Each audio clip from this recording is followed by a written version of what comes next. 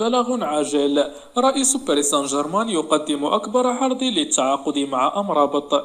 قام نادي باريس سان جيرمان الفرنسي بالدخول على خط التنافس للظفر بخدمات نجم وسط ميدان المنتخب الوطني المغربي سفيان أمرابط عقب تألقه اللافت في مونديال قطر. وأكدت صحيفة فرنسية أن باريس سان جيرمان عرض مبلغ 25 مليون يورو، وأبدى بشكل جدي رغبته في التعاقد مع النجم المغربي صاحب 26 عاما بعدما أصبح حديث المدربين والرأي العام الكروي في العالم.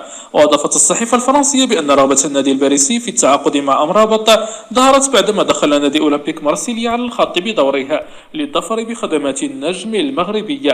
وإلى جانب باريس سان جيرمان هناك رغبة لدى توتنهام وليفربول الإنجليزيين في التعاقد مع أمرابط في يناير القادم، حيث ذكرت بعض التقارير الإعلامية أن الألماني يورغن كلوب المدير الفني للنادي الإنجليزي يصر على ضم سفيان لتعزيز وسط الميدان للفريق.